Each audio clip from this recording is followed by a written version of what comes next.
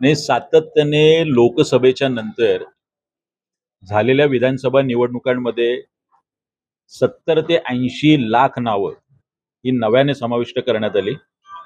सन्माननीय राजसाहेब ठाकरे असतील किंवा महाविकास आघाडीचे विरोधी पक्षाचे सगळे नेते हेच सांगतायत की मोठ्या प्रमाणात दुबार नावं मतदार यादीत आणि मोठ्या प्रमाणात बोगस नावं आहेत.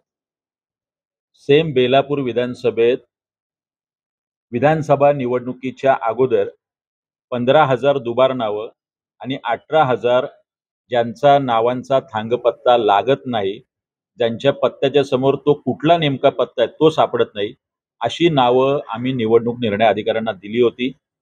त्याच्यानंतर परत एकदा ऑगस्ट 2025ला मी स्मरणपत्र दिलं आणि आज हे दुसरं स्मरणपत्र आज या क्षणी पुन्हा एकदा आम्ही निवडणूक निर्णय अधिकाऱ्यांना दिले.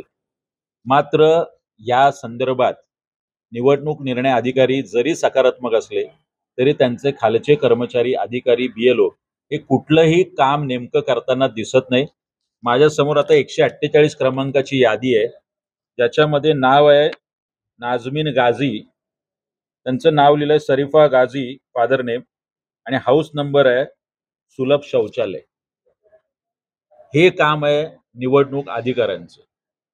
अशा पद्धतीने सगळ्या याद्यांमध्ये बेलापूर विधानसभेच्या गोंधळ आहे. पाम बीच रोड, सानपाडा अशा नावावर कमीत कमी 100 ते 200 नाव आहेत. 10च्या वर नावं असतील तर स्वतः AROने निवडणूक निर्णय अधिकाऱ्यांनी जाऊन पाहणी करायची असते. आज आम्ही ती मागणी केली. निवडणूक अधिकाऱ्यांनी वेबसाईटवर जी नावं टाकली डिलीटेड 3,000 नावं आमच्या तक्रारीनंतर, त्याच्यासमोर कुठलाही पत्ता नाही. ती नावं का वगळली? ती स्थलांतरित आहे, मृत आहे. आमच्याकडे दिवाळे गावामध्ये आमचे पदाधिकारी भूषण कोळी 51 मृत व्यक्तींची नावं, आतापर्यंत त्यांनी 4 वेळा ऑब्जेक्शन घेतलं. सातत्याने होणाऱ्या पुढच्या मतदार यादीत ती नावं आहेत तशी असतात. जो गोंधळ ह्या याद्यांमध्ये आहे तो गोंधळ निस्तारा याच्यासाठी आज आम्ही इथे आलोय.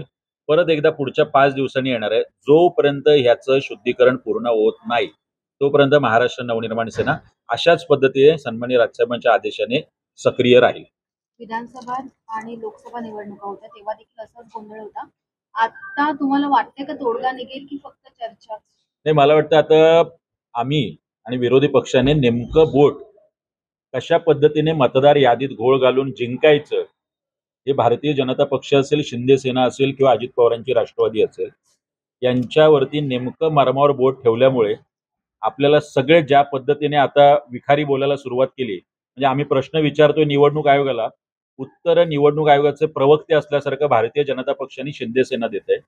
नेमकं मार्मावर बोट ठेवलं असल्यामुळे आता निवडणूक अधिकाऱ्यांना सुद्धा ही मतदार यादी शुद्ध करणं, स्वच्छ करणं याच्याशिवाय दुसरा पर्याय राहिलेला नाही. त्यांनी दिलेली मला माहिती आहे 1 नोव्हेंबर पासून स्वतः केंद्रीय निवडणूक आयोगाने त्यांना हा शुद्धीकरण मोहीम हाती घ्यायला सांगितलंय, ज्याची डेडलाईन नाही आहे.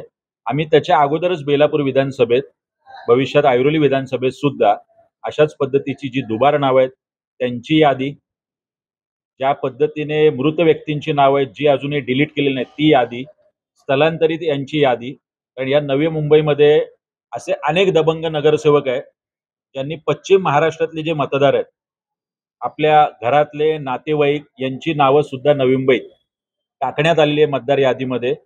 मोठ्या प्रमाणात ट्रॅव्हल्स आणि बसेसने हे मतदार इथे आणले जातात, त्यांच्या माध्यमातून मतदान होतं आणि त्यांच्या जीवावर निवडणुका जिंकणं असे प्रकार इथल्या काही नगरसेवकांकडून सुरू आहे. त्याला छेद देण्याचं काम मनसे नक्की करेल. अनेक नावं अमराठी आहेत पण त्या नावांकडे पत्ते पण नाहीयेत. नाही, मी तुम्हाला आत्ताच उदाहरण सांगितलेलं आहे की मोठ्या प्रमाणात गुप्ता, पांडे, शर्मा, वर्मा, शेख, अन्सारी ही नावं कुठून येत आहेत आणि कोण यांचे बनवतं? म्हणजे मला आठवतं की काही वर्षांपूर्वी इथल्या खूप मोठ्या नेत्याच्या कुठल्या तरी ग्लास हाऊस किंवा व्हाईट हाऊसला अशाच पद्धतीने बोगस वोटर ID, आधार कार्ड, रेशन कार्ड सापडलेले होते. मग हे कोणी कॅम्पेनिंग करतं की काय इथे नवी मुंबईमध्ये? जो इथे सत्ताधारी आहे किंवा सातत्याने ज्यांचे नगरसेवक 4-4, 5-5 वेळा येतात त्यांची हीच माल प्रॅक्टिस आहे. सुलभ शौचालयावरती एक नाव आम्हाला सापडलंय, अशी 50 नावं तुम्हाला आम्ही दाखवू शकतो पुढच्या काही दिवसांमध्ये.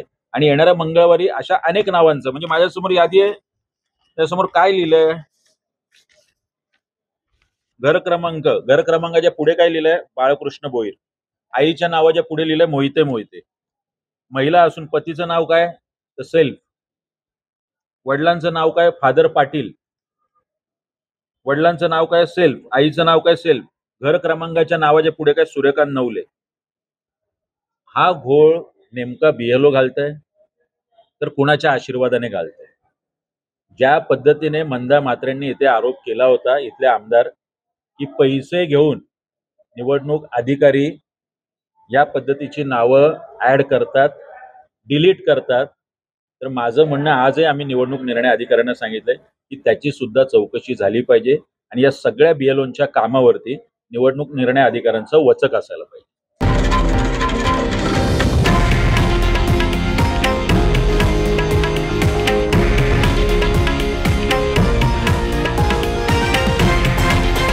हे आहे देशातील नंबर 1 न्यूज नेटवर्क आणि आपण पाहत आहात TV9 मराठी, एकमेव.